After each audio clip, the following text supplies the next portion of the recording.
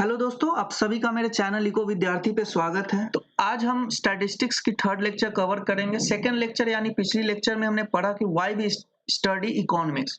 Economics की ऐसी क्या नेसेसिटी आ गई कि दुनिया को इकोनॉमिक्स पढ़ने की जरूरत पड़ गई। आज हम फाइनली स्टैटिस्टिक्स पे आए हैं। Class 11 chapter 1 introduction to statistics. Statistics in economics, ठीक है, कि स्टैटिस्टिक्स हमने किस फॉर्म में और इकोनॉमिक्स से रिलेटेड हमने कैसे स्टैटिस्टिक्स को पढ़ने हैं।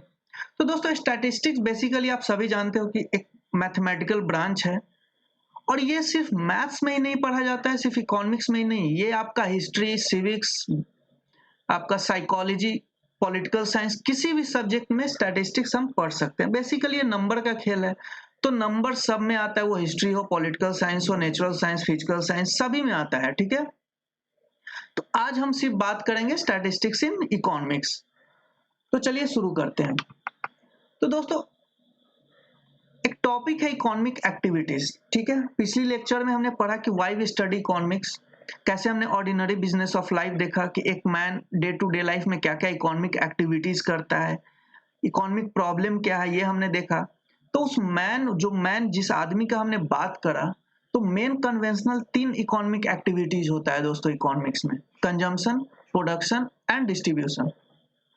आप सोच रहे होगे कि स्टैटिस्टिक्स में इकोनॉमिक्स की इतनी सारी टॉपिक्स क्यों दी गई है, बट यहाँ पे हमारे को डिटेल्स में पढ़ने को नहीं दिया गया है दोस्तों, ठीक है। ये बस इंट्रो लेवल बता रहा है कि स्टैटिस्टिक्स को पढ़ने के लिए हमें जो डेटा चाहिए, उसी के लिए इंट्रो लेवल पे हम ये इकोनॉमिक एक्टिविटीज है या फिर economics, why we study economics, ये सब पढ़ रहे हैं। इसकी जो डिटेल्स लेक्चर है दोस्तों, वो class 11 chapter 1 introduction to micro economics में काफी डिटेल्स में मैंने बताया है। ऊपर आई बटन में लिंक है, आप जरूर जाकर देखें, पूरी कॉन्सेप्ट क्लियर हो जाएगी आपकी।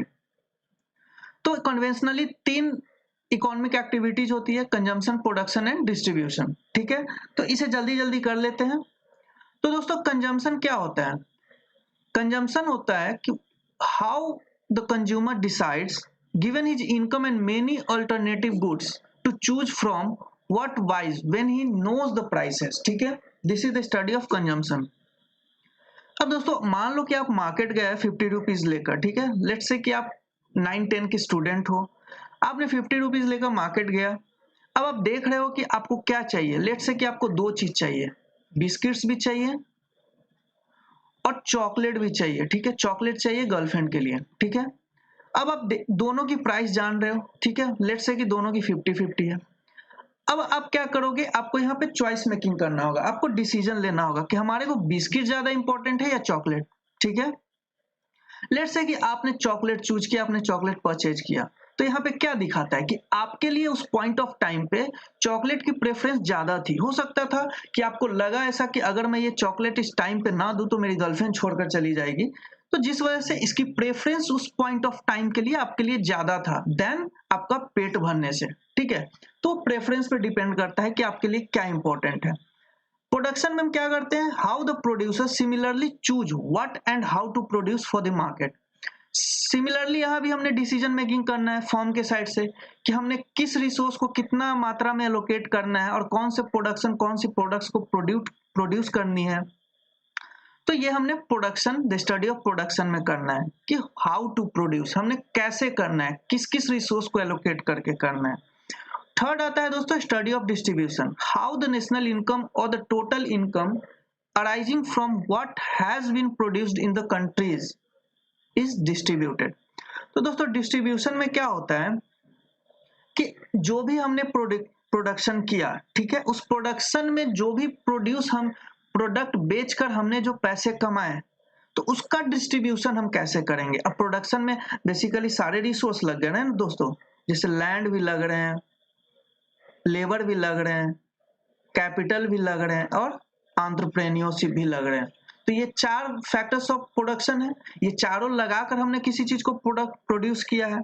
तो उस प्रोडक्ट को हमने बेचकर मान लो हमने कुछ पैसे कमाए। अब उस पैसे को कैसे डिस्ट्रीब्यूट करना है, इन रिसोर्स को हमने रेम्यूनरेट करेंगे तभी ये जाकर आगे कंज्यूम करेंगे ना। तो लेट्स से कि लैंड को हमने क्या दे दिया? रेंट दे दिया। लेबर को क्या दे दिया? वेज दे दिया। कैपिटल को क्या दे दिया? इंटरेस्ट दे दिया। और एंटरप्रेन्योर को क्या दे दिया? प्रॉफिट दे दिया। तो ये सब क्या है दोस्तों? ये सब आपका डिस्ट्रीब्यूशन ऑफ इनकम है। नेशनल इनकम, इनकम को आप एक ही मानो, क्योंकि हम मानकर चलते हैं कि जो भी प्रोडक्शन हो रहा है वो पूरी इंडिया की हमने कवर करनी है, तो इसलिए नेशनल इनकम बोलते हैं। आप इनकम भी बोल सकते हो, जीडीपी भी बोल सकते हो, ठीक है, ये ज्यादा मैटर नहीं करता है। अब हम चलते हैं दोस्तों स्टैटिस्टिक्स पे, कि statistics in economics and why we study statistics. तो दोस्तों आप रियलाइज किए होंगे, मतलब if you realise you will find that economics involve the study of man engaged in the economic activities for the various kind, ठीक है, जो हमने देखा कैसे वो कंजम्पशन, प्रोडक्शन एंड वो डिस्ट्रीब्यूशन में इंगेज रहता है। अब हम देखेंगे दोस्तों कि स्टैटिस्टिक्स पढ़ने के लिए हम क्या करते हैं दोस्तों, बेसिक, ध्यान से सुनिएगा, हमने बेसिक प्रॉब्लम्स ऑफ इकोनॉमिक्स को देखना है, बेसिक प्रॉब्लम्स ऑफ कंट्री को देखना है, ठीक है। तो बेसिक प्रॉब्लम ऑफ कंट्री या फिर बेसिक प्रॉब्लम ऑफ इकोनॉमिक्स को देखने के लिए हमें इकोनॉमिकल फैक्चुअल डेटा हमें चाहिए दोस्तों, ठीक है। हमें बेसिक प्रॉब्लम्स को देखने के लिए हमें इकोनॉमिक फैक्ट चाहिए, हमें फैक्ट्स को पढ़ने पड़ेंगे, ठीक है। जैसे मान लो कि आप जानना चाहते होगे कि किसी भी सोसाइटी में कोई भी आदमी है जो बहुत ज्यादा कमा रहा है, उसकी कैपेसिटी टू अर्न बहुत ज्यादा है रादर देन अदर्स। तो ऐसा क्यों होता है? आप हो, आप गरीब हो, आपके पड़ोसी में 3 साल 4 साल के अंदर कोई करोड़पति हो गया, तो आप सोचोगे ना कि आखिर ऐसा क्या उसमें टैलेंट है, क्या कैपेसिटी उसने गेन किया जो इतने जल्दी वो करोड़पति बन गया। या फिर how many peoples in the country are poor, कितने लोग पॉवर्टी लाइन के नीचे हैं, कितने लोग पॉवर्टी लाइन के ऊपर हैं, कितने लोग मिडिल क्लास है सोसाइटी में, कितने लोग अनपढ़ हैं, कितने लोग पढ़े लिखे हैं, ठीक है। कौन से ऐसे लोग हैं जो जॉब नहीं ले पाएंगे, ठीक है। एजुकेशन रिक्वायरिंग क्या है किसी भी जॉब के लिए, या फिर कोई भी एक पर्टिकुलर पॉपुलेशन नंबर है जो कि अभी एजुकेटेड नहीं हुआ है, तो उसको एजुकेशन देने के लिए हम देखना पड़ेगा कि कितना नंबर ऑफ जो पर्सन है वो एजुकेटेड नहीं हुआ है, तो वो हमें देखेंगे। How many peoples are highly educated, कितने पीएचडी कर चुके हैं, कितने मास्टर्स कर चुके हैं, कितने ग्रेजुएट है, कितने अंडर ग्रेजुएट है, ठीक है। And what will the best job opportunity, और जो भी एजुकेशन है ग्रेजुएशन लेवल पे या फिर मास्टर्स लेवल पे, पीएचडी लेवल पे, तो बेस्ट अपॉर्चुनिटी क्या है उन लोगों के लिए, एंड सो ऑन। तो ये सारी जो है दोस्तों ये बेसिक प्रॉब्लम है। इसे बेसिक प्रॉब्लम क्यों बोलते हैं? क्योंकि इकोनॉमिक्स हम पढ़ते हैं, इकोनॉमिक्स में हम कन्वेंशनल प्रॉब्लम लेते हैं, बट ये हमारे को बेसिक प्रॉब्लम है, ठीक है। ये हम ग्राउंड लेवल पे ये प्रॉब्लम देखते हैं, ठीक है। तो इन अदर वर्ड्स हम बोल सकते हैं दोस्तों कि if you want to know more facts in term of numbers, ठीक है, अगर आप नंबर के टर्म में जानना चाहते हो ज्यादा से ज्यादा फैक्ट, तो आप आंसर कर पाओगे कि एक्चुअल पॉवर्टी या फिर डिस्पैरिटी इन सोसाइटी क्या है, ठीक है। अगर जब तक आप नंबर नहीं जान पाओगे कि कितने लोग पुअर हैं, कितने लोग रिच हैं, तो आप एक्चुअल फिगर कैसे निकल पाओगे कि कितने लोग एक्चुअल में पुअर हैं, और जो हमारी सोसाइटी में डिस्पैरिटी है, inequality in level of income from rich to poor है, वो किस हद तक बढ़ा हुआ है, तो ये हम कैसे जानेंगे? ये हम इकोनॉमिक्स की थियोरी पढ़कर तो नहीं जान पाएंगे। इकोनॉमिक्स की थियोरी बस वो रिलेशन बताती है कि एम्प्लॉयमेंट बढ़ा, वेज बढ़ा, तो पुअर का जो जनसंख्या है वो कम होगा, रिच बढ़ेगा, ये सब रिलेशन बताता है, बट कितना? इकोनॉमिक्स हमें बस ये पढ़ाता है कि क्या, बट स्टैटिस्टिक्स हमें पढ़ाता है कितना, ठीक है। क्या हमने इकोनॉमिक्स से पढ़ा और कितना हमने स्टैटिस्टिक्स से, तो कितना is very important for the economic growth in any country, ठीक है दोस्तों। तो अगर आप सोच लो कि अगर गवर्नमेंट नहीं जानेगी कि एक्चुअल नंबर क्या है, तो अप्रोप्रिएट एक्शन कैसे ले पाएगी दोस्तों? अगर वो बस जान रही है कि देश में पॉवर्टी है, पुअर लोग हैं, तो क्या करेगा? उसे कितना मनी एलोकेट करना है उस क्षेत्र में लोगों के एडवांसमेंट के लिए, तो क्या करेगा? उसको स्टैटिस्टिक्स चाहिए ना, उसको डेटा चाहिए कि कितने लोग पुअर है। लेट से कि अगर 100 आदमी पुअर है और उस पर वो 10,000 रुपए एलोकेट कर रहे हैं, ठीक है, तो इसे मालूम है ना कि 100 लोग है। मान लेते हैं कल को पता चला 200 लोग हो गए, तो क्या करेगा? 20,000 एलोकेट करेगा। अब जब गवर्नमेंट को ये मालूम ही नहीं रहेगा कि 100 है या 200 है, तो कितना पैसा एलोकेट करेगा उसे क्या मालूम? तो डेटा होना जरूरी है दोस्तों, क्वांटिटेटिव इकोनॉमिक्स होना जरूरी है, जो कि हम स्टैटिस्टिक्स से पढ़ते हैं। अब आप डेली लाइफ में भी देख सकते हो कि डेली लाइफ में हमने क्या करना है, देखना है कि पिछले साल हमने कितना खर्चा किया कैपिटल गुड पे, कितना लग्जूरियस पे, उस फिर मैच करेंगे कि क्या हम ज़्यादा खर्च कर रहे हैं, कम खर्च कर रहे हैं, तो उस आधार से हम अपने अपने पर्सनल लाइफ को भी बेटर एनहांसमेंट कर सकते हैं। अब जैसे मान लो अभी कोरोना का सिचुएशन है, ठीक? कोरोना में अनएम्प्लॉयमेंट रेट बहुत तेजी से बढ़ा दोस्तों, ठीक है? कोरोना की ही बात नहीं है, लेट्स से कि अर्थक्वेक भी आया, तो जितना रिसोर्स है वो डिस्टर्ब हो गया। तो इन सारी चीजों से अब जैसे इसमें कोरोना की वजह से कितना लोग अनएम्प्लॉयड हुए, ठीक है? अब कितना हुए, तो ये एक्चुअल नंबर सरकार को मिलेगी तभी तो वो प्रेस रिलीज करेगा, तभी तो हम जान पाएंगे कि कितना अनएम्प्लॉयमेंट हुआ। अनएम्प्लॉयमेंट हुआ सब जानते हैं, बट कितना हुआ, अब वो जब कितना जानेगा तभी तो गवर्नमेंट उस पर कोई एक्शन ले पाएगी ना, कि कोई पॉलिसी ऐसा लाया जाए जो अनएम्प्लॉयड को एम्प्लॉयड करे। तो ये डेटा कलेक्शन काफी इंपॉर्टेंट है दोस्तों, ठीक है? तो we studies the basic problems facing a country, these studies required economic fact, ठीक है?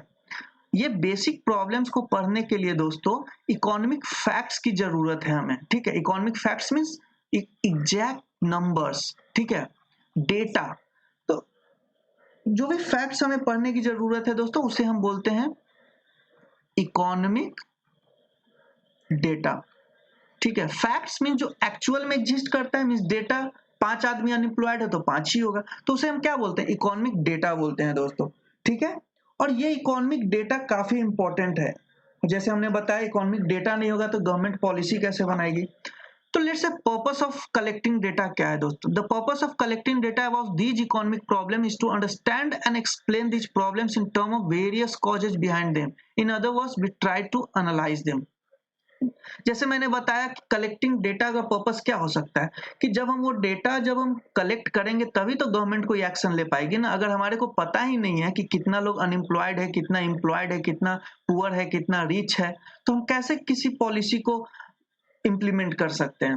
तो ये पर्पस ऑफ कलेक्टिंग डेटा है। अब लेट्स से एग्जांपल है, जैसे मैंने बताया कि when we analyse the hardship of poverty, जब हम पॉवर्टी को एनालाइज करते हैं तो हम क्या करते हैं दोस्तों? उसके वेरियस एस्पेक्ट्स को देखते हैं, वेरियस फैक्टर्स को देखते हैं जो पॉवर्टी को बढ़ाता है। वो क्या हो सकता है? Unemployment, low productivity of people, backward technology and other factors, ठीक है? तो जब हम पॉवर्टी को पढ़ते हैं तो पॉवर्टी के होने का क्या कारण है दोस्तों? Unemployment, low productivity and backward technology. तो जब हम ये फैक्टर्स जान जाएंगे तब गवर्नमेंट पॉलिसी बनाएगी ना दोस्तों। तो इस प्रॉब्लम को सॉर्ट आउट करने के लिए हम कुछ मेजर्स लेते हैं, ठीक है? और उसी मेजर्स को हम बोलते हैं पॉलिसी, ठीक है? और ये मेजर्स और पॉलिसी क्यों होता है? क्योंकि हम लोग उस बेसिक प्रॉब्लम्स को सॉल्व कर सकते हैं, उसकी सॉल्यूशन दे सकते हैं सोसाइटी को।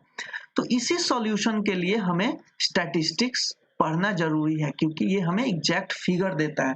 अब क्या होगा? पॉलिसी गवर्नमेंट बनाएगी कि चलो अनएम्प्लॉयमेंट को कैसे कम किया जाए, लो प्रोडक्टिविटी है तो इसकी हाई प्रोडक्टिविटी कैसे किया जाए, टेक्नोलॉजी में एडवांसमेंट कैसे लाया जाए। अब इन सब करने से क्या होगा? पॉवर्टी आपका डिक्लाइन करेगा। तो हमें पता होना चाहिए ना कि कितना पॉवर्टी है, तभी तो गवर्नमेंट कोई पॉलिसी बनाएगी। तो यही है कि हम इकोनॉमिक्स स्टैटिस्टिक्स क्यों पढ़ते हैं। तो मेन रीजन यही था। इस वीडियो का यही अंत है। नेक्स्ट क्लास में हम पढ़ेंगे कि स्टैटिस्टिक्स एक्चुअली में होता क्या है और ये क्या करता है, ठीक है? ज्यादातर हमने इसी लेक्चर में जान रखा। नेक्स्ट आपका लास्ट लेक्चर होगा, उसके बाद फिर हम माइक्रो या फिर माइक्रो की नेक्स्ट टॉपिक पे पढ़ेंगे, ठीक है? तब तक के लिए stay home, stay safe, good bye.